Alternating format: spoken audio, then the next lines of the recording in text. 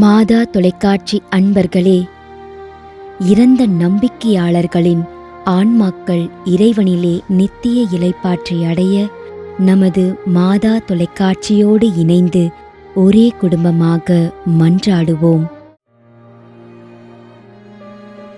Maggi Kishore, Ramanathapuram, Kovai.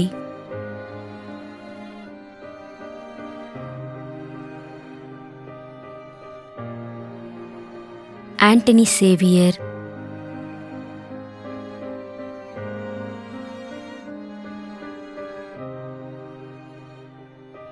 கிரஹரி வெல்லம், UK, France.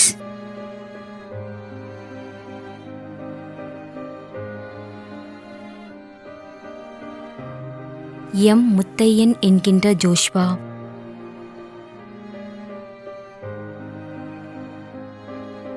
MA Vedamuthu, V Packiamary, Shastri நகர், சென்னை. மேலும் யாரும் நினையாத நம்பிக்கையாளர்களின் ஆன்மாக்களுக்காகவும் மன்றாடுவோம். தந்தை, மகன், தூய ஆவியாரின் பெயராலே ஆமென். ஆண்டவருடைய பெயராலே நமக்கு உதவி உண்டு. விண்ணையும் மண்ணையும் படைத்தவர் அவரே.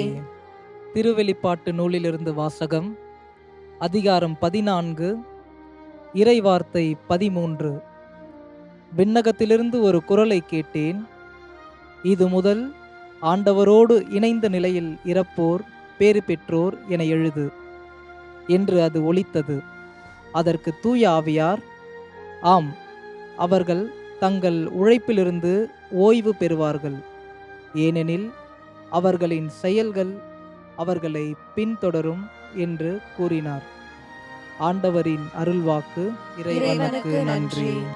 நம்மிடையே வாழ்ந்து இறந்து போன இறைவனின் அடியார்களுக்காகவும் மேலும் குறிப்பாக மாதா தொலைக்காட்சி வழியாக நீத்தார் நினைவில் இன்று நினைவு கூறும் இறைவனின் அடியார்கள் அனைவருக்காகவும் மன்றாடுவோம். விண்ணுலகில் இருக்கின்ற எங்கள் தந்தையே, உமது பெயர் தூயது என போற்ற பெறுக. உமது ஆட்சி வருக. உமது திருவுளம் விண்ணுலகில் நிறைவேறுவது போல மண்ணுலகிலும் நிறைவேறுக. எங்கள் அன்றாட உணவை இன்று எங்களுக்கு தாரும். எங்களுக்கு எதிராக குற்றம் செய்வோரை நாங்கள் மன்னிப்பது போல எங்கள் குற்றங்களை மன்னியும்.